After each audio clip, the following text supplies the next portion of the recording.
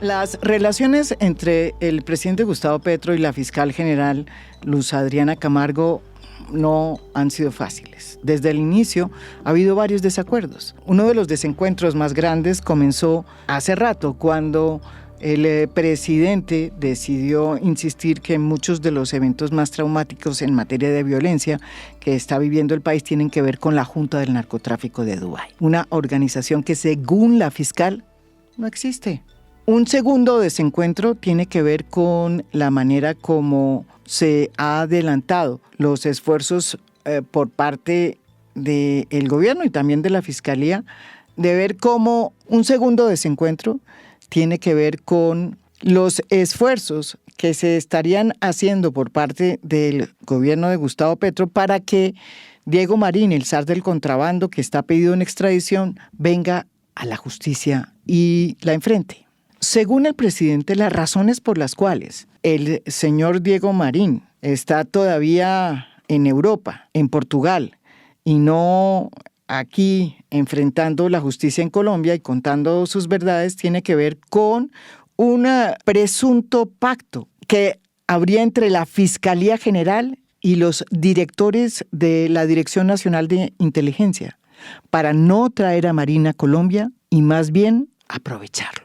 Todo esto tiene que ver, además, con dos audios que acaban de ser publicados por Caracol, en los que se escucha a Lemos ofrecerle al abogado de Diego Marín beneficios jurídicos a su cliente si viene a Colombia a enfrentar la justicia.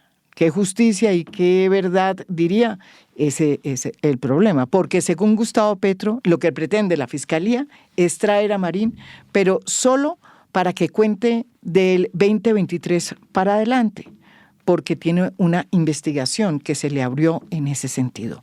Es decir, que la Fiscalía quiere ocultar todo lo que sucedió con los gobiernos anteriores y echarle el agua sucia a su gobierno. A modo de contexto, y antes de entrar en la entrevista con la fiscal, no es la primera vez que se escucha en este gobierno el nombre de Diego Marín. Hace unos meses sacamos la información en Cambio y en A Fondo de la manera como se habría penetrado la campaña de Gustavo Petro por parte de Diego Marín, quien habría aportado 500 millones de pesos, dinero que después fue devuelto. ¿Se devolvió todo el dinero? No sabemos. ¿Hubo más aportes? ¿Dónde están? ¿Quién los recibió? He ahí el dilema. Los invito a esta entrevista con la fiscal Luz Adriana Camargo. Bueno, yo comienzo por agradecer la visita. Muchas gracias. Y por estar acá en este podcast que me gusta mucho y que escucho. Muchas gracias. Habitualmente los fines de semana. Son muchos temas los que hay ahí. De una parte, tal vez podemos empezar por el final, por el comunicado, del señor presidente, que tuve ocasión de verlo esta mañana.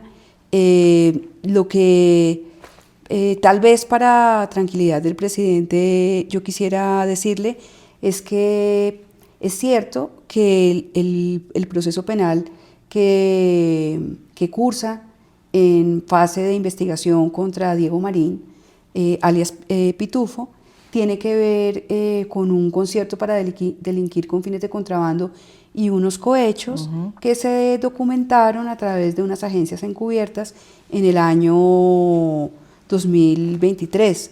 Efectivamente son hechos de 2023. Y esos fueron los cargos por los cuales la Fiscalía, en ese momento dirigida por Francisco Barbosa, presentó esa imputación. No es un caso que haya abierto mi administración, yo lo encuentro ya abierto. Y ese es el caso que da lugar a la solicitud de extradición de Marín Buitrago, que incluso se realiza también por parte de la administración anterior de la Fiscalía, y que nosotros hemos venido, por supuesto, impulsando también con las dificultades que el país conoce, porque se presentó la solicitud de asilo de esta persona en Portugal, porque ya teníamos adelantado lo de España y se pasó a Portugal, en fin, todos los avatares que la opinión pública conoce. Pero eso, Sí. es decir, lo que tiene que ver con los cargos judiciales que hoy enfrenta Marín Buitrago a partir de esa imputación, no es el 100% de la investigación que adelanta la Fiscalía. Ajá. Nosotros llegamos acá a la Fiscalía con la misma información que ha manejado, que usted menciona, Sí. y que menciona que se menciona con mucha frecuencia, que es que el señor Marín Buitrago es el rey del contrabando, que lleva muchos años contrabandeando. La verdad, nosotros lo que hemos realizado es una investigación de contrabando, que encontramos un proceso que efectivamente llevaba bastantes años y que no había avanzado, y nos ponemos a trabajar de manera juiciosa desde la Delegada para Finanzas Criminales, desde la Dirección especializada contra el contrabando, en esta línea de investigación. El presidente no tiene por qué saber que esa investigación cursa en indagación preliminar, pues por la sencilla razón de que la Fiscalía no hace comunicados públicos de la labor que realiza a nivel de indagación preliminar, ni rinde informes a ninguna autoridad distinta a los jueces de la República ante los cuales nosotros actuamos. Claro, pero fiscal, lo que dice el presidente también en ese comunicado de presidencia es que para tratar de decir que en la Fiscalía no hay voluntad para traer a extraditar, digamos, traer en extradición, me imagino que esa es la idea, a Pitufo aquí, es que incluso se cambió el fiscal que sí había avanzado en la investigación. ¿Eso es cierto?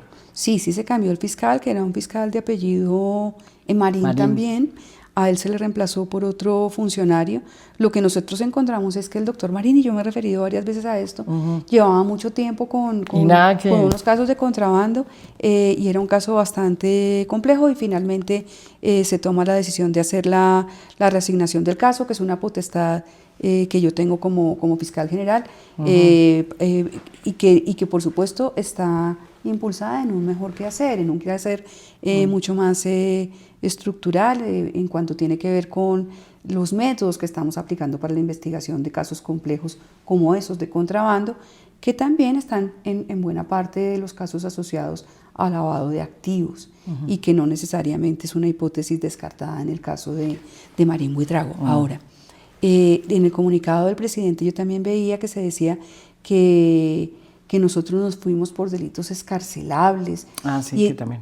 Nosotros no nos fuimos por ningún delito, porque como lo informo, esta imputación ya estaba hecha, se hizo en el año 2023, yo soy fiscal desde marzo de 2024, pero los delitos por los que evitar se la hacen, extradición, sí. los delitos por los que se hacen son delitos que por supuesto permitieron la solicitud de extradición, porque son concierto para delinquir con fines de contrabando y cohecho, y ninguno de esos dos delitos permite ni la excarcelación que se menciona en el comunicado. Yo no sé quién le habrá informado eso al señor presidente, pero sí tengo que decir que no es cierto.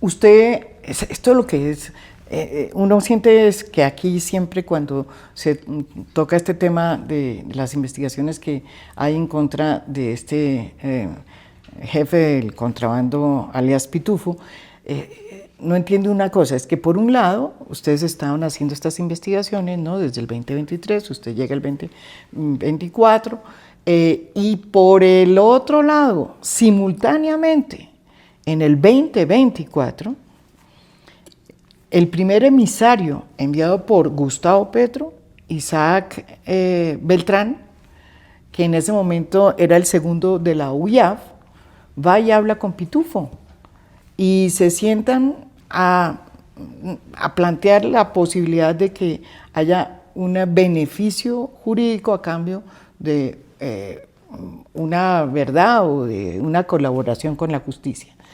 Sin embargo, todo ese acercamiento inicial, que ya se conoce y que es público, pues se hace de espaldas a la Fiscalía, porque usted ha dicho que no conoció nunca de esas, por lo menos de esa primera reunión. No, y es que en realidad... ¿Eso pasó? Claro, es un absurdo. Sí, eso no tiene mucho sentido, porque cualquier negociación que se haga en términos de la Ley 906 de 2004, de mecanismos de justicia premial, de justicia negociada, tiene que hacerse a través de los fiscales que dirigen las investigaciones. Claro. Es decir, no hay posibilidades de que un funcionario de la UIAF o de otra dependencia del Ejecutivo impulse investigación, impulse ofrecimientos de esa naturaleza. Yo escuchaba tal vez, no sé si fue anoche o esta mañana, al exdirector de la UIAF, al doctor Lemos, que él decía que ellos habían hecho unos acercamientos con el propósito de lograr que Diego Marín llegara rápidamente extraditado a Colombia. Si eso fuese así, yo diría que eso no tiene ningún problema, que el Ejecutivo, que ciertamente participa en la solicitud de extradición, porque de hecho la solicitud se impulsa desde Fiscalía, pero es el Ministerio de Justicia el que la formaliza. Ni siquiera el Ministerio de Justicia la tramita y el Ministerio de Relaciones Exteriores la formaliza. Es decir, que es un trámite mixto en el que intervenimos varias autoridades. Pues si el propósito fuera lograr que esa extradición se haga acá, se haga hacia Colombia rápidamente, pues es un propósito en el que normalmente estamos de acuerdo, es un propósito loable. Y es un propósito apoyado y que no tiene que ser comunicado ni más faltaba a la Fiscalía. Pero si ya estamos hablando de negociaciones que involucran las competencias de la Fiscalía y de los jueces, porque dicho sea de paso, todos los mecanismos premiales requieren un control judicial. No es que la Fiscalía libremente tampoco otorgue beneficios, no. Todo esto tiene un control judicial, pues eso sí no lo puede hacer el Ejecutivo. El hecho de que lo haya hecho, de que eso haya sucedido y que haya no solamente sucedido una vez en España, cuando fue la primera reunión en abril del 2024 con Isaac Beltrán, sino que hubiese habido una segunda, según estos últimos audios que hemos conocido hoy, entre el abogado de Pitufo y el propio pues Lemos, que en ese momento era el director de la Dirección Nacional de Inteligencia. Pues ¿no le parece que también es extraño? ¿Usted conoció de esa reunión con Lemos, que se produjo después de la otra reunión de la primera? ¿Usted ya sabía de esa reunión? Yo conocí que existían gestiones que se hacían para lograr la pronta extradición de Diego Marín. Eso yo lo conocí. Conocí que era interés de la defensa de Diego Marín agilizar el trámite de extradición y ellos querían que existiese un lugar de reclusión que fuera seguro para él. Eso fue todo lo que se informó en su momento de parte del Ejecutivo hacia la Fiscalía. Que hubiese otro tipo de diálogos o de acercamientos o de ofrecimientos no es algo que haya sido informado o que haya conocido la Fiscalía. Yo no he escuchado los audios y quiero ser muy prudente en eso porque creo además que requiere pues una validación de dónde salen los audios. Bueno, los audios ya dijo el propio Lemos, creo. Sí, nosotros vamos a pedirlos. Que él mismo los había grabado. Vamos a pedirlos. Vamos a pedirlos para poder ver ese material con tranquilidad. Incluso, fiscal, en uno de esos audios sale el propio Lemos aceptando que la campaña de Petro pudo haber recibido una plata que devolvió de parte del propio Pitufo, pero que hubo otra que desapareció. Incluso señalan a una persona que forma parte hoy también del gobierno como la persona que habría sido la posible, digamos, receptora de esa plata que no aparece.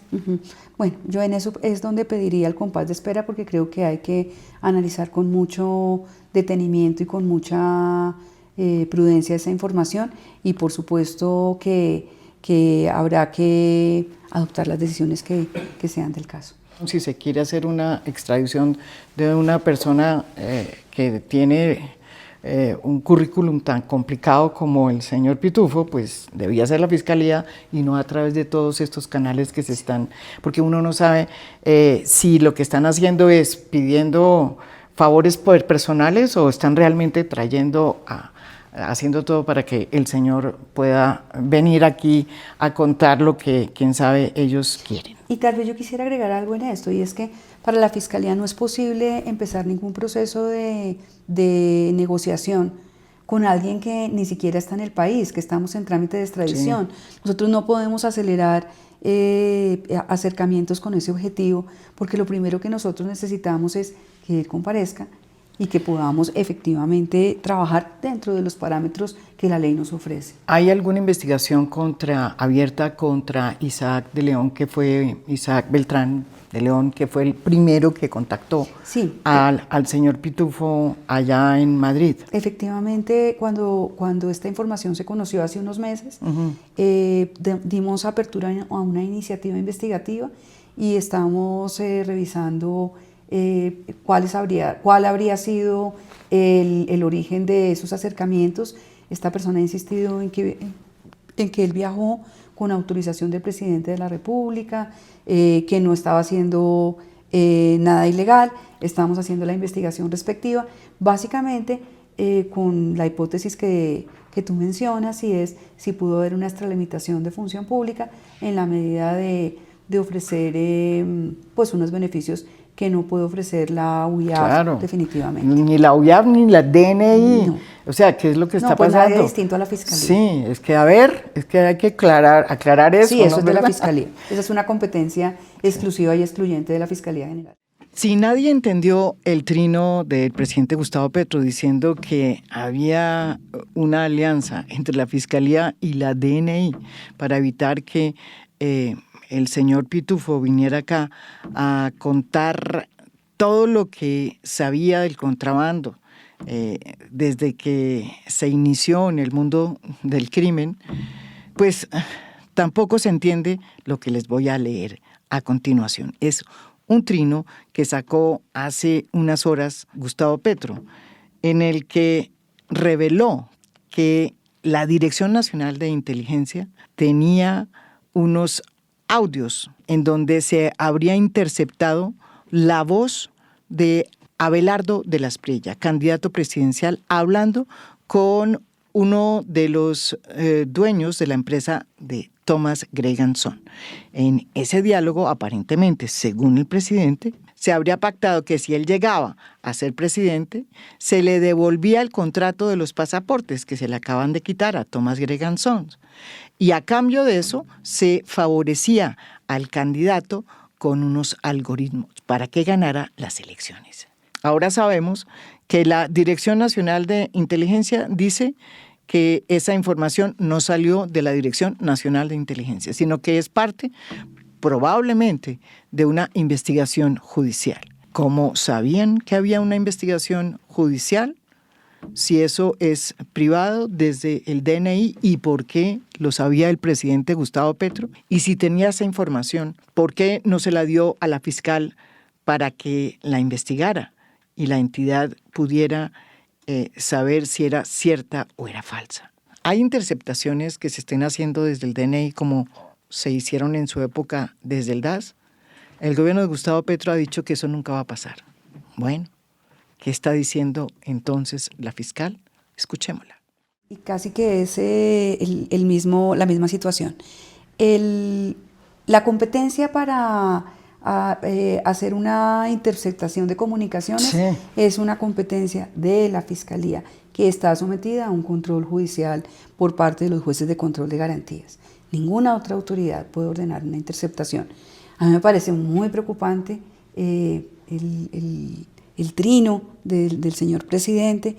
Si el señor presidente tiene esa información de una interceptación de comunicaciones, que supongamos es legal, y donde se ha mencionado ese tipo de temas, pues lo primero la primera preocupación que a mí me asalta es cómo esta información la tiene el presidente y no la tengo yo. Yo no tengo información de que haya ninguna interceptación con ese tipo de información en ninguna actuación judicial investigativa que nosotros hoy manejemos. No descarto que eso pueda suceder, o sea, ni lo confirmo ni lo infirmo, porque resulta que la Fiscalía no tiene 3 investigaciones, sino 3 millones de investigaciones. Entonces yo no puedo garantizar entre anoche y hoy que no exista una tal comunicación. Lo que sí resulta tremendamente curioso es que la información la tenga el presidente, que el presidente mencione en su trino que es una interceptación de la Dirección Nacional de Inteligencia. La Dirección Nacional de Inteligencia naturalmente no realiza o no debe realizar interceptaciones telefónicas. Vi que esta mañana un funcionario, exfuncionario que va para la UIAF de la DNI, que es el señor Mejía, sale a aclarar que no es una interceptación de la DNI, sino una interceptación judicial. Todo esto hay que aclararlo. Yo a este momento, a esta hora del día, no he recibido la comunicación del candidato de la Espriella. Estamos haciendo un barrido de información a ver si existe esa comunicación a la que se refiere el presidente. Pero en cualquier caso, lo que yo tendría que decirte a ti es que lo que tendría que suceder es que el presidente, por los canales regulares y no por X, remita la información a la Fiscalía, porque nuevamente estábamos en la misma situación de unas autoridades del Ejecutivo, como en el caso de Diego Marín, ofreciendo beneficios, o unas autoridades del Ejecutivo, o hablándose de unas autoridades del Ejecutivo que tienen acceso a comunicaciones interceptadas que suponen una intromisión en la intimidad de las personas, que solo es viable a través de una orden que expide una autoridad competente, en este caso Fiscalía General de la Nación. Ahora, la pregunta que le hago, fiscal, las cosas que deberían suceder no están sucediendo, es decir, el presidente no le informa cuando tiene una información tan importante como esa, como esas dos. ¿Por qué no le informa? ¿Por qué no le informó lo de Diego Marín? ¿Por qué no le informó lo de supuestamente estas interceptaciones a Abelardo de la Espriella? Yo no podría responderte esa pregunta. Esa pregunta habría que hacérsela a él. Sí, esa es una de las preguntas que nos hacemos muchos colombianos aquí. Y ya que hablamos sobre Abelardo de la Espriella, hace un tiempo Daniel Coronel hizo una entrevista a DMG, al que era jefe, el mastermind de esta pirámide que desfalcó a tantas personas, muchas de ellas personas que no tenían mucha plata, DMG. Y como bien saben, ustedes, los que nos están mirando, el abogado de DMG fue Abelardo de la Espriella en su momento. Duró poco, pero en ese momento de toda digamos, de todo el problema y de la captura de él y todo, él era el abogado. Después de un proceso en el que fue condenado, 2009, se estableció por parte del juez una compulsa de copias. Y se le mandó a la Fiscalía una compulsa de copias para investigar a Abelardo de la Espriella por lavado de activos y por captación masiva, debido a que él habría recibido una plata para hacer lobby y que esa plata se la habían entregado a él de manera pues muy taxativa en su oficina. Hay varios testigos que dijeron eso en el juicio. Esa investigación, tengo entendido, fue archivada sin ni siquiera ser investigada, y porque fue archivada, pues se puede desarchivar. Pregunto, ¿eso está en camino? Nosotros efectivamente le hicimos seguimiento a esa noticia. Nosotros ubicamos, es una investigación muy antigua, sí, es del 2009. Ubicamos la investigación, identificamos qué había pasado, se desarchivó, se revisó, se realizó un comité, se designó al vicefiscal y a la delegada para seguridad territorial para la revisión muy juiciosa del tema. Lo que yo puedo decirte es que hay varias cosas que son ciertas y otras que no. La investigación no se archivó inmediatamente, llegó a la Fiscalía. Sí, no, la investigación, es decir, la fiscal que tuvo el caso realizó una serie de actividades de investigación. La decisión que adoptó de archivo es una decisión que ofrece fundamentos, sin embargo se está revisando si esta nueva información, que es la que ofrece el señor Murcia, en esa entrevista que le hace al periodista, a Daniel Coronel, si esa información pudiera entenderse como una información que da lugar al desarchivo y la reapertura de esta investigación. A nosotros tal vez en este sentido y por estándar probatorio no nos basta la información entregada en ese escenario. Entonces se está revisando qué actividades se requerirían para poder validar la información que apareció en medios de comunicación. Pero sí es un tema que está revisando la Fiscalía como tiene que ser, porque es una información igual de interés público. El otro tema es que en el juicio, porque también se hizo el barrido de qué había sucedido en el juicio, está efectivamente mencionada la entrega de ese dinero por 2 colaboradores del señor Murcia, pero no en el sentido mencionado de que fuera para un trámite, para que fuera para un trámite no legal con unos congresistas, que es tal vez lo último que ha surgido en el escenario. Entonces digamos que estamos en ese proceso de revisión y validación de la información.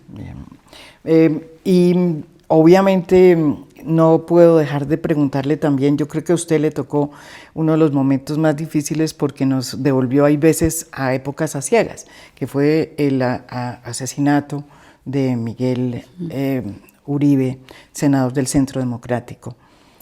Yo me acuerdo que eso fue en ese momento lo primero que la gente dijo, bueno, ¿quién lo mató? ¿Quiénes están detrás?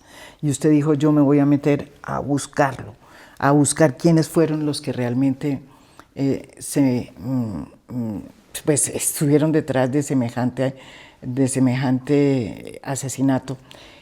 Usted logró en una investigación que pues duró poco, establecer que esos lazos tienen que ver con la organización armada que lidera hasta hoy Iván Márquez, la Segunda Marquetalia.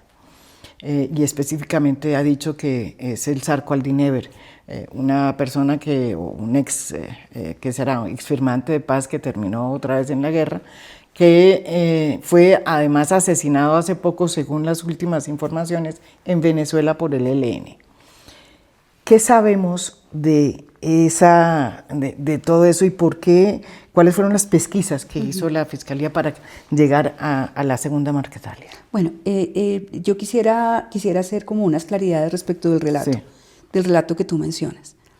Efectivamente, nosotros asumimos un compromiso muy serio el mismo día en que fue asesinado el senador Miguel Uribe, de adelantar las investigaciones más serias y exhaustivas para dar con los responsables, no solo con los autores materiales, que digamos que es la línea entre comillas más sencilla dentro de una investigación criminal, que tampoco es sencillo, pero digamos que es la más obvia, la más rápida, la que probablemente sea más fácil en un escenario como el del asesinato del senador, donde al ejecutor material se le captura ahí mismo.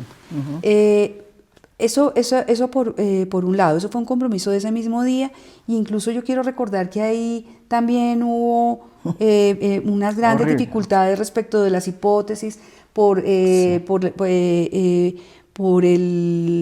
la mención que hacía también precisamente el presidente respecto de que eso era ordenado por la Junta del Narcotráfico y una serie de hipótesis que tuvimos que salir digamos que no es a desmentir, pero sí a clarificar en el sentido de que nosotros teníamos que trabajar contra evidencia, nosotros trabajamos sobre evidencia dentro de la Fiscalía. Las hipótesis nos ayudan a orientar una investigación, pero cuando las hipótesis no tienen ningún sustento también nos ayudan a desorientar investigaciones. Entonces ahí hay que ser muy estricto en cómo se conduce la investigación. El presidente insistía en que era la Junta del Narcotráfico con base en Dubái la autora del asesinato. Nosotros conformamos un equipo de tareas especiales, hemos adelantado una investigación que lleva 9 meses, hemos podido descubrir cuál fue el grupo de sicariato que fue contactado para ejecutar el crimen. Esto no se refiere solo al sicario. Detrás de un grupo de sicariato hay una serie de roles que son muy importantes, desde la negociación misma, el seguimiento a la víctima, las actividades preparatorias del delito. Todo eso se ha podido documentar gracias al trabajo muy serio y muy juicioso que ha adelantado el equipo de tareas especiales, con el apoyo que está integrado por funcionarios tanto del Cuerpo Técnico de Investigaciones como de la Dirección de Investigaciones de la Policía Nacional, de la DIJÍN, y que está además fortalecido por un equipo de analistas criminales de la Fiscalía y por un equipo de fiscales. Es un equipo robusto, es un equipo serio que trabaja como debe trabajarse. Un caso priorizado trabaja con dedicación, y cuando se trabaja así, de esa forma, pues es de esperarse que haya mejores resultados, como ha sucedido en este caso. A nosotros tal vez cuando empezamos a identificar las personas que estaban involucradas en el equipo de ejecutor de ese crimen, empezamos a tener conexiones entre algunas de esas personas y la segunda Marquetalia, pero en ese momento era una hipótesis de trabajo. De hecho, no teníamos coincidencia con Policía Nacional, que tenía otra perspectiva o otra hipótesis construida a partir de quién podría estar detrás del asesinato. Lo cierto es que el transcurrir de estos meses, lo que se ha podido hacer a partir de la reconstrucción de la incautación de teléfonos, de computadores, de lo que hemos podido identificar a partir de interceptaciones telefónicas, de seguimientos de personas, nos lleva a la segunda Marquetalia. Y cuando yo digo nos lleva a la segunda Marquetalia, no es solo al Zarco Aldínever, nos lleva a la cúpula de la segunda Marquetalia. Ahí también ya hay un trabajo importante que se ha hecho, no solo de CDRs, no solo de identificación de comunicaciones entre esta estructura básica ejecutora del crimen y otra más distinta, que sería la ordenadora de él, que sería esta segunda Marquetalia, sino que también hemos podido identificar el dinero que se habría pagado. ¿No? Entonces eso nos lleva a una... Y eso se produjo mientras ellos estaban haciendo las negociaciones, ¿no? ¿Verdad? Eso es antes y después. Entonces eso tiene dos momentos. Entonces digamos que ahí hay una evidencia mucho más atendible que nos permite decir si es la segunda Marquetalia. Yo no le estoy poniendo nombres, estamos hablando de la cúpula. Respecto de la información que se ha difundido de la muerte del Zarco Aldínever, yo quiero recordar nuevamente, porque ya lo hicimos en la rueda de prensa en la que nos referimos a este tema, que respecto de la muerte del Zarco Aldínever hay un rumor, pero no hay una confirmación. No hay cuerpo. No lo hay. Entonces nosotros no podemos darlo por muerto. Esa es la razón por la que dentro de las órdenes de captura de las 7 personas de la segunda Marquetalia que hoy tienen su orden de captura, y la recompensa que se está ofreciendo esté también el Zarco Aldínever, porque nosotros no tenemos información cierta de su muerte. Otro de los grandes, desafíos que ha tenido la fiscal ha sido la paz total. La paz total es un mandato porque es parte de una ley que fue aprobada por el Congreso y además refrendada por la Corte Constitucional. Lo que pasa es que a la hora de implementarla, pues la paz total ha tenido muchos problemas. Si bien es cierto que en algunos lugares la paz total, o por lo menos las negociaciones que se han hecho en las diferentes estancias que se han creado, han bajado y reducido la violencia en los territorios, por el otro, también hay una cantidad de incertidumbre sobre cómo es que se están usando estos beneficios que se les están dando a los negociadores, que tienen que ver con la suspensión, por ejemplo, de las órdenes de captura. Está el episodio de Calarcá, uno de los negociadores de la paz total. Un retén lo detuvo y al parecer había en ese momento personas con armas y con dinero, e incluso dicen que con una menor de edad.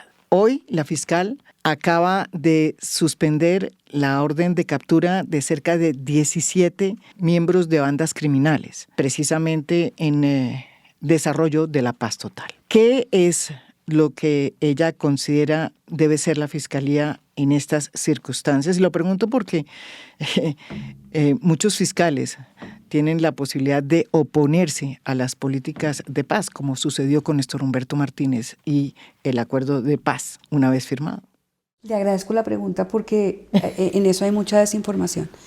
Lo primero que hay que decir es que la paz es un propósito de Estado, no es un propósito de un gobierno. Y Colombia ha iniciado casi que desde finales de los 90 procesos consecutivos en búsqueda de la paz. Yo creo que todos los colombianos nos merecemos en realidad vivir en un país en paz. Y tal vez quisiéramos que esto se logre de la mejor manera. Hay procesos más exitosos que otros, evidentemente. Hay resultados que no son tan perceptibles en Bogotá o en capitales, pero hay resultados de esos procesos que son ciertos, es decir, que ha bajado la tasa de homicidios, que hay ciertos procesos de paz, que de pronto no es la paz que, y lo digo yo, la paz que yo quisiera siendo fiscal general de la Nación. Yo escuchaba con algún dolor en días pasados en una entrevista radial que una persona que vive en Putumayo y que ayudó muchísimo en el accidente aéreo, que era uno de estos motociclistas, alguna pregunta que le hace un periodista, contesta que ellos viven muy tranquilos hoy día, pero él hablaba de cómo la situación de vida pacífica había mejorado gracias a Comandos de la Frontera. Porque Comandos de la Frontera, que hace presencia allá, habían logrado que bajaran las extorsiones y que bajaran los homicidios. ¿Y por qué digo que es desalentador? Porque eso es lo que tiene que lograr el Estado y no un grupo armado ilegal. Es decir, la gran crisis del país es una crisis de soberanía. Es que nosotros no tengamos la autoridad y la presencia y el acompañamiento y el trabajo social para que el Estado sea una realidad y sea positivo para los ciudadanos en cualquier parte, que lo sea en La Hormiga, Putumayo, y que lo sea en Bogotá o en Cali o en Medellín. Es decir, esas diferencias de país que hacen que el país sea tan invivible, pues son cosas que a todos nos tocan y todos quisiéramos de verdad un país en paz. En lo que tiene que ver con el proceso de paz, este proceso de paz, la paz total, además de que es un proyecto de Estado, sí. Es un proyecto de Estado que involucra a las tres ramas del poder público. Tal vez de lo primero que sucedió en el gobierno del presidente Gustavo Petro fue impulsar el marco de las negociaciones, que es la ley 2272, en el ley Congreso, de paz total, exacto, que fue aprobada por el Congreso de la República en el año 2022, que recibió de la Corte Constitucional una bendición, que fue esa sentencia donde se declaró su exequibilidad, y que hace que eso no sea un proyecto que estamos desarrollando en este cuatrienio de este gobierno, sino que sea un proyecto a largo plazo. Por eso es una ley de la República. Esa ley de la República le da a la Fiscalía un rol dentro de ese trabajo que no tiene que ver con las negociaciones mismas, porque las negociaciones las adelanta y las lidera el Ejecutivo como tiene que ser, porque la paz es un asunto adscrito constitucionalmente al Ejecutivo. ¿Qué rol le deja la ley 2272 a la Fiscalía? A la Fiscalía le deja el rol de suspender las órdenes de captura de los posibles negociadores o miembros representantes de los grupos armados ilegales que se sienten en mesas de paz, o de los voceros de las estructuras armadas organizadas de crimen organizado, que son la CEA o CAI, que son dos escenarios diferentes. Con estos primeros se hacen diálogos de paz, con las estructuras se hacen procesos de sometimiento. Le deja a la Fiscalía esa función de suspender las órdenes de captura de una manera arreglada. a solicitud del presidente de la República, previa designación de esos miembros representantes o de esos voceros. Ya. ¿Y eso en qué condiciones? En las condiciones de que se ha abierto una mesa, de que hay un calendario, de que estas personas van a representar los intereses de estas estructuras o de estos grupos armados organizados. La Corte Constitucional, cuando emite su juicio de constitucionalidad de la ley, dice, ojo, el Poder Judicial no es un invitado de piedra. Claro, el Poder Judicial tiene que revisar algunos temas, tiene que mirar que efectivamente haya razonabilidad en la solicitud, y tenemos una labor que es también muy importante, que es la del desarrollo de la suspensión, cómo la suspensión. Pero mire que a usted le pasó 2 episodios complicados, o realmente uno, con el episodio que ya sabemos, porque lo contó muy bien Noticias Caracol, en la detención de Calarcá, una persona que formaba parte de los diálogos de la paz total, pero fue encontrado pues en flagrancia, digámoslo así. Eso es lo que dijo inicialmente el reporte con el que fue. A usted le tocó volver otra vez y mirar bien el caso, y pues no, hoy Calarcá sigue siendo lo que está haciendo. Pero vuelvo y quisiera retomar el relato, porque el tema de Calarcá, y nuevamente le agradezco la pregunta, no está bien contado. ¿Por qué? A ver, entonces. El retén militar que tuvo lugar en Anorí en tal vez junio de 2024, sí, en junio de 2024, es un retén que se produce, se detiene una caravana de vehículos de la unidad de protección, de la Unidad Nacional de Protección. En uno de esos vehículos va alias Calarcá con su esposa, y en otros van otras personas vinculadas a esa estructura armada organizada, a ese grupo armado organizado. ¿Qué se encuentra en el retén? En el retén se encuentra que en algunos de los vehículos se lleva dinero en efectivo en cantidades considerables, lo cual no es un delito. Tener dinero en efectivo no es un delito, pero siempre genera algún tipo de inquietud. Y se encuentra que estas personas van armadas, que estas personas portan gran cantidad de celulares, que tampoco es un delito, que portan y que había armas, y que había una menor. Cuando se hace la verificación se encuentra que algunas de esas personas tienen órdenes de captura. Unas órdenes de captura no suspendidas y otras órdenes de captura suspendidas. Toda la discusión que se genera hacia mi despacho es qué tendría que pasar con 3 o 4 personas que no son Calarcá, son 3 o 4 personas de esa estructura que tenían órdenes de captura suspendidas. Lo que se dice de mi despacho es: quien tiene suspendida la orden de captura no puede ser capturado, pues porque tiene suspendida la orden de captura por la ley 2272. A Calarcá no lo iban no era parte de esas personas. Él efectivamente tenía suspendida orden de captura desde antes que yo llegara a la fiscalía, desde el 17 de enero las primeras de 2024. Sí. O sea, no, ni siquiera las primeras, porque en el 23 hubo bastantes. Sí. El tema era que la discusión no era con Calarcá, porque de hecho a él no se le encuentra ni armas, ni de hecho no tenía... En el carro de él. En el carro de él no tenía nada. Y se ha hablado mucho de que había un menor de edad y que eso es un reclutamiento de menores.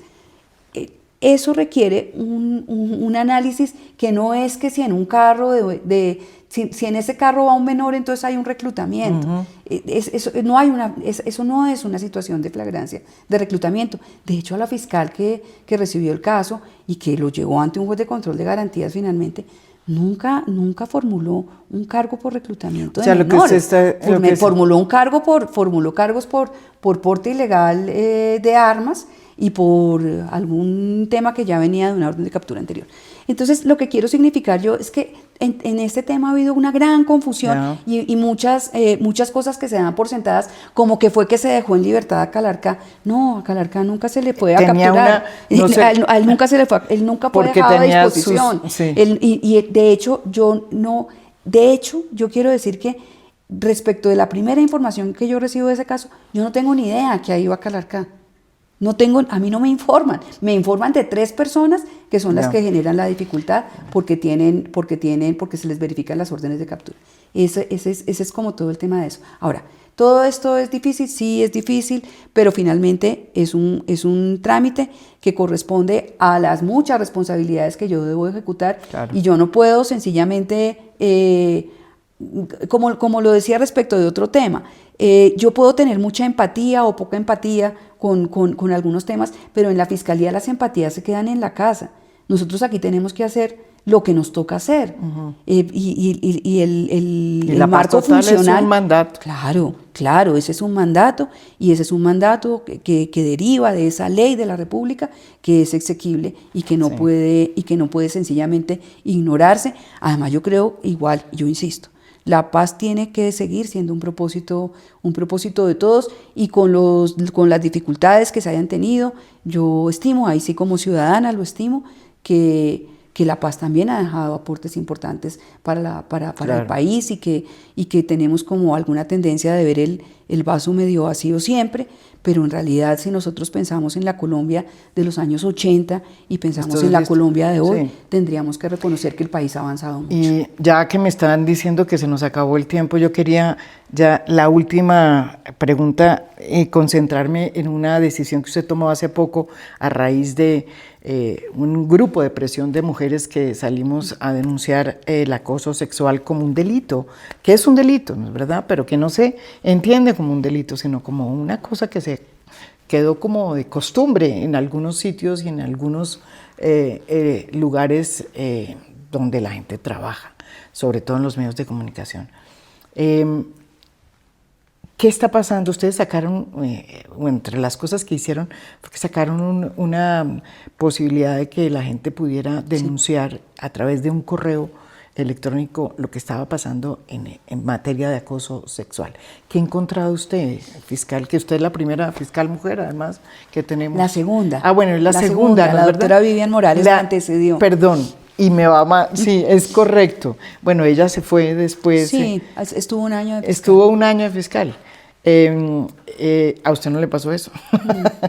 Pero, ¿por qué no me hace esa reflexión ya para terminar la entrevista? Sí, gracias. Hemos hecho varias cosas.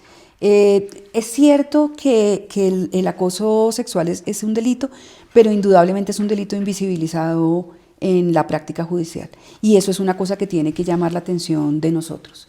Porque a raíz de lo que se hizo público primero con el caso de Lina Castillo, y luego y paralelamente de lo que se conoció con el caso de este medio de comunicación de Caracol Televisión, nosotros efectivamente abrimos un correo. El correo ha recibido un número importante de comunicaciones, más de 100, de mujeres y de personas, porque no solo son mujeres que denuncian situaciones de acoso sexual y también de acoso laboral.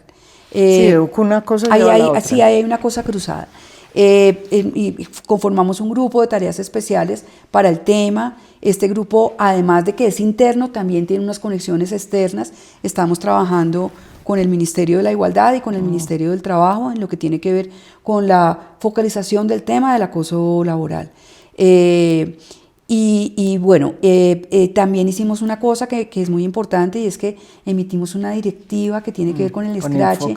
Con el escrache, que eso es muy interesante. Sí. Claro, eso es muy importante, porque ¿qué significa o qué garantías reforzadas tienen las mujeres que denuncian que visibilizan el tema del acoso a través del escrache, o que visibilizan un tema que puede ir mucho más allá del acoso?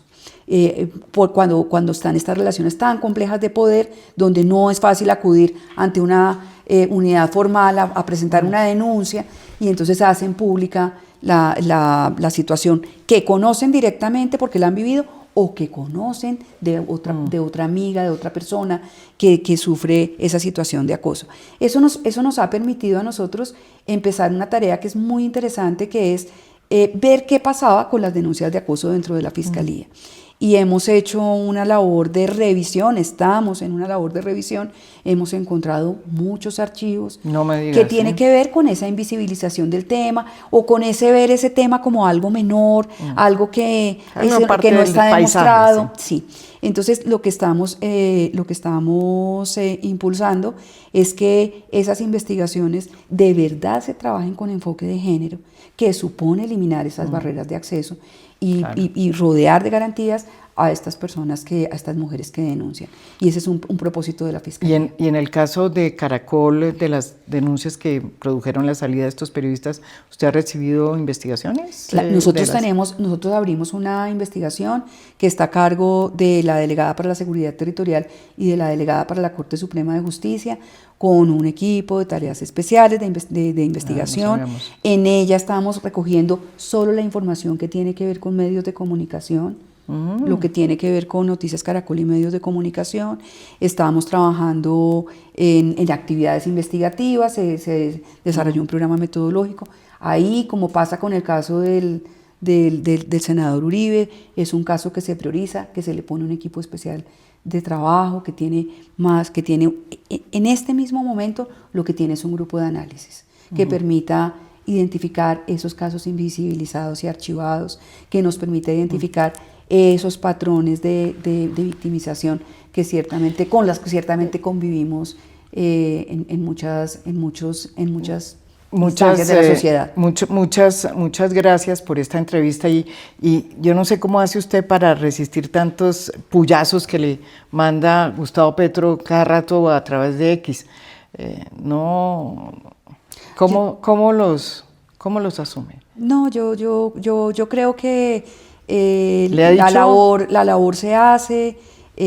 Nosotros tenemos un compromiso con el país, lo cual por supuesto implica un compromiso de hacer bien la tarea, y yo creo que lo que debe hablar por el trabajo de la Fiscalía son esas investigaciones como la de Miguel Uribe, como la del profesor que no hablamos del Externado de Colombia, que fue asesinado de una forma tan brutal, que gracias a un poco al trabajo que nosotros hacemos de asociar investigaciones y de mirar de una forma más estructural los casos, pudimos identificar que es una banda criminal que estaría involucrada también en el caso de esta chica, Diana Ospina, que es la niña que sale de un teatrón. Exactamente, y que es secuestrada y que por fortuna ese caso logramos desarticular una parte de la banda que estuvo involucrada en ese, y esa banda termina siendo la misma banda del caso del profesor del Externado. Esos son casos que no son fáciles de realizar, pero que esta Fiscalía con equipos muy juiciosos está llevando a cabo. Entonces yo espero que al final de la jornada sea eso lo que queda de esta Fiscalía, que es una Fiscalía que es muy técnica, que pretende hacer un trabajo no politizado, no mediado por los vaivenes de la polarización que vive el país, sino que se dedique a hacer seriamente su trabajo de investigación y judicialización. Muchas gracias por esta entrevista, fiscal. Gracias a usted, María Jimena. Suerte. Gracias, la necesito. Muchas gracias. Sí.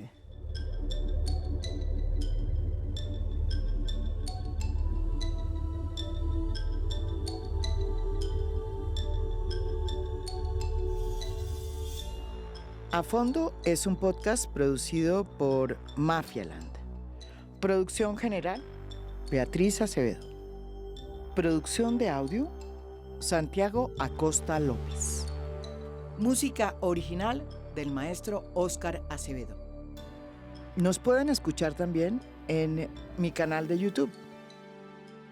Gracias por escuchar. Soy María Jimena Duzán.